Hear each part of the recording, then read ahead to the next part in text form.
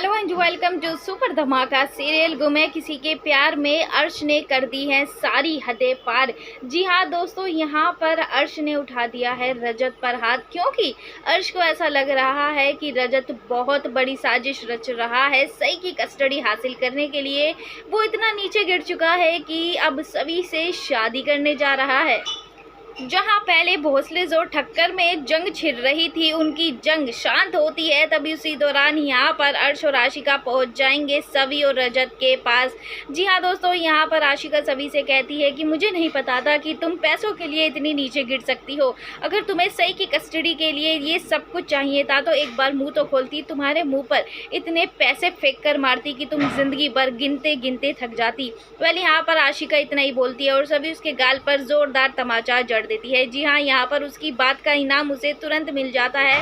उसी दौरान यहाँ पर अर्श भी अब रजत से बदतमीजी करता हुआ नजर आ रहा है। अर्श रजत से कहता है कि मुझे नहीं पता था कि तुम एक केस के लिए इतना नीचे गिर जाओगे, पर आज मैं समझ चुका हूँ मिस्टर रजत ठक्कर, तुम्हारे उसूल और न्याय की जो तुम बातें करते हो वो सिर्फ बेकार की बातें हैं। असल में तो तुम कुछ और ही हो।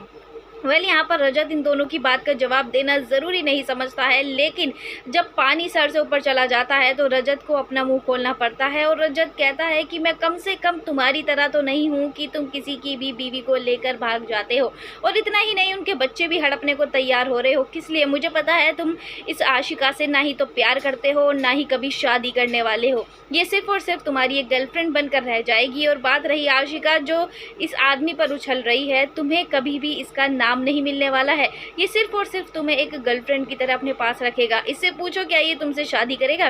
कि तुम्हारी मांग में सिंदूर भरेगा, अपना नाम देगा? बिल्कुल भी नहीं देने वाला। लिखवा लो, ये तुमसे कभी भी शादी नहीं करेगा। वेल, यहाँ पर रजत ने आशिका के मन में सवाल खड़े कर दिए हैं, लेकिन यहाँ पर रजत अर्श और आशिका से कह देता है यहाँ से चले जाओ, मैं तुम दोनों को कोई भी सफाई देना नहीं चाहता, क्योंकि मैं तुम्हें इस काबिल ही नहीं समझता कि तुम मेरे सामने खड़े होकर बात करो।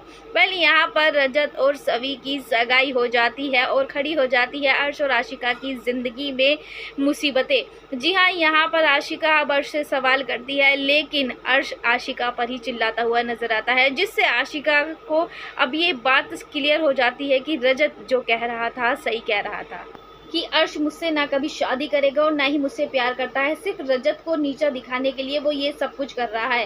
वेल, यहाँ पर अब धीरे सब कुछ क्लियर होता नजर आ रहा है और सभी भी रजत का साथ दे रही है, क्योंकि वो समझ चुकी है कि रजत बिल्कुल सही है। अगर कोई गलत है तो वो सिर्फ और सिर्फ अर्श और आशिका है।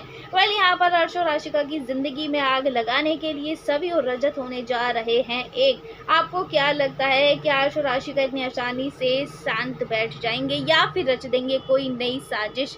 आपको क्या लगता है? कमेंट सेक्शन में बताना बिल्कुल ना भूलें।